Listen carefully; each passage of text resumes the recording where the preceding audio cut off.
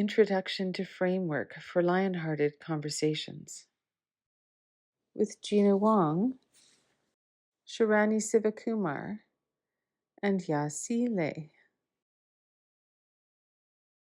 Hi, everybody. I'm Dr. Gina Wong. I'm a professor with the Graduate Center for Applied Psychology at Athabasca University, and I'm also the founder of the Asian Gold Ribbon Campaign. Everyone, my name is Nancy. I am a second-year Master of Counseling student at Athabasca University. Hi, everyone. My name is Sherani Sivakumar, and I'm also a second-year Masters of Counseling student with Athabasca University. And we're here to talk about this framework and model that we've been developing. It's called the Framework for Lionhearted Conversations in Academia. And, really the impetus and purpose of the development of this framework was really born out of a need that we were seeing and, what was happening in the educational landscape, seeing where conversations that happen very naturally in classes and also in meetings with administration and, all types of conversations in the academic setting. Um, there is a lot of potential where mainstream colonial ways of thinking are, are being, I guess, brought forward. And it's difficult and hard, sometimes painful to have these conversations in a way that can be productive and constructive. So beginning to think about how we can do this in a way with intention. God is thinking about creating a lion-hearted model for having these conversations. One of the main assumptions in understanding and appreciating a model like this is to see that education is a place where colonial perspectives have been part of the erection and resurrection of university and the education and academia itself. So, using this framework to serve as a guide for instructors, learners, administrators, generally people who are in education, to think about how we can take part um, in lion-hearted conversations in a way that's helpful and not hurtful, and what that actually means. What does it feel like to call someone in, and what does it feel like to be called in? So some examples, and there is a continuum, I guess, of statements or opinions and things that can be shared in academia. And we want the academic setting to be a place where people freely share their ideas and opinions. So importantly, knowing that this is going to happen and us having a framework in which to address it is the better way to approach it rather than believing that we don't have racism, white supremacy doesn't exist in the educational landscape. Some of those ideas are actually more harmful because it doesn't allow for the possibility of these conversations, and that all of us are going to make mistakes, me, Shrani, Nancy included. We don't have it right all the time, or even some of the time, but the effort towards wanting it to be and having a framework to help us structure the ways in which it can be done successfully was our purpose in developing this model. So an example, someone in class may simply well intentionally share the notion that, Indigenous people are slower. I've heard this in courses. I've heard people say this with an eye to understanding what this culture is about and not really understanding what that might sound like and feel like. So there's a moment where a lion-hearted conversation could take place and the stop, drop, and roll model be used to call in. Another example is, well, one that I've been part of, and maybe an example on this extreme, not that saying Indigenous people are slower isn't a big concern, because of course it is. But an example I have was I was facilitating a workshop, and at the start of the workshop, before when I was sort of, getting my slides together, somebody had stated a racist comment towards me. In that moment, to be able to stop, drop, and roll, whether I be able to do that or someone else as part of the participants would have been, a really ideal way to approach that, or afterwards. And so these are some examples of ways, and Nancy and Sherani will share as well, and we'll continue to talk about.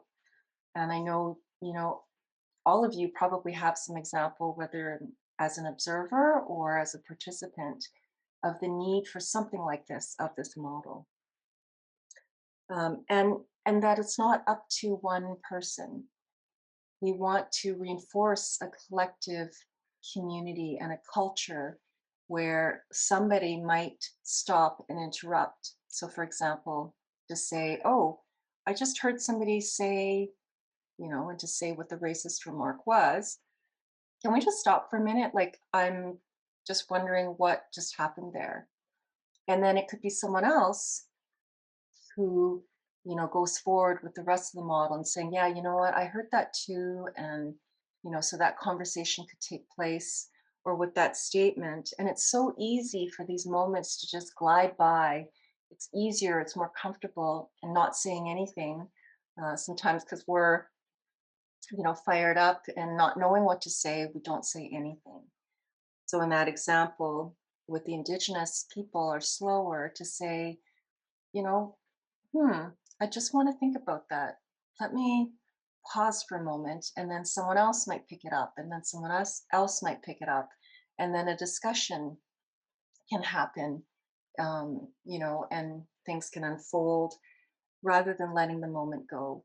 And also knowing that sometimes the moment is gone and we did our best, but we can always go back. We can email people, we can discuss later on, we can say, 2 weeks ago, in that class, there was a comment, and I just want to go back and make note of that and reflect on that. So it's not like if we don't catch it in the moment, that the moment is lost. So as an educator for over 20 years now, I am still learning. I am, learning about this model, what ways I can enact it, and it is hard. So this is not going to be easy for anybody. And it takes up front what I think is so important is to create and cultivate a space of cultural humility. And what I mean by that is to know that the space that we're going into does also agree with some of those assumptions.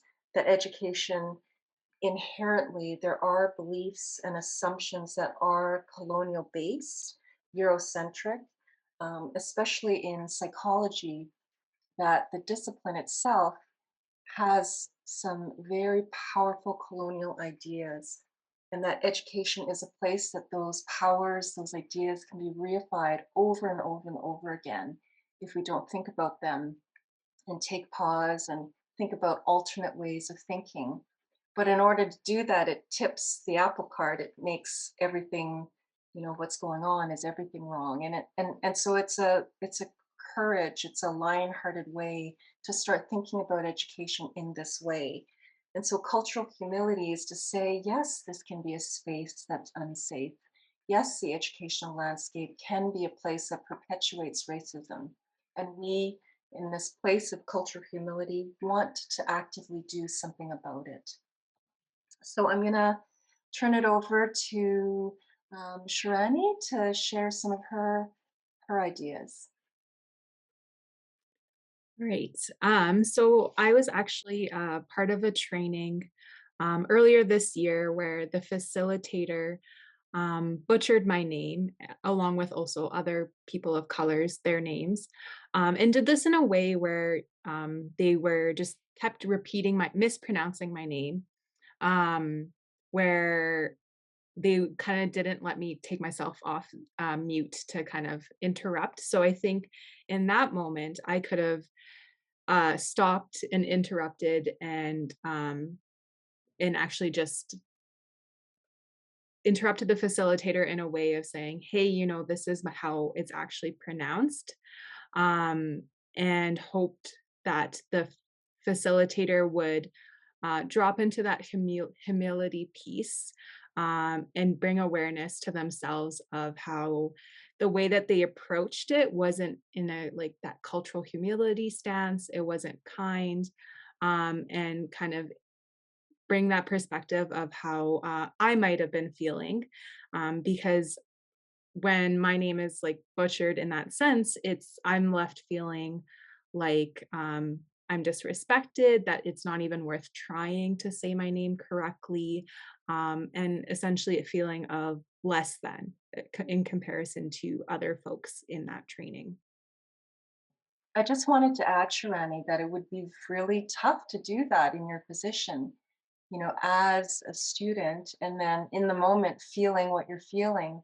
So, this model is also about other folks speaking out and saying something, and, maybe the full part of it, but just slowing it down and saying, hold on, like, did you realize that what you just said? And, done in a way that's respectful, but that does um, let the moment just go. Mhm. Yeah, and I think there is a lot of space for me to like also just get more comfortable to stop in that moment as well, but also balancing, like am I at a space where I feel tired of trying to correct people and interrupt that moment? Do I feel safe? All those things come into play. Yes. Um, but yes, whether that be myself or someone kind of interrupt and kind of carry out this drop roll would be beneficial for sure. Yeah. And noticing in that individual's response as being called in, that if they were rolling, so reflecting and responding, not reacting, and listening, in the way with open heart or open mind, and allowing themselves that, oh, okay, I made a mistake there, to be able to take ownership of that, and, to apologize or say thank you for sharing that with me. That would be, yeah, full scope of this model in its truest sense. Yeah, for sure. And then just another example that I did want to share that happened from that training, is the facilitator put quotation marks around othering, which unfortunately really perpetuates this belief that othering is not a lived reality for BIPOC individuals. And for myself, I know I felt like dismissed, not seen or heard, because unfortunately that is my reality in many instances of my life. So I think this could have been an opportunity for other folks in the training to have interrupted the facilitator to, say, hey, I just want to pause this conversation and think about what that kind of means to put quotation marks around othering and the impact of that. Um, and because I know in that moment, I was not in a space to stop that Right. conversation, but also I was not, if I were to respond, it would be in a way of reacting as opposed to reflecting. Yes.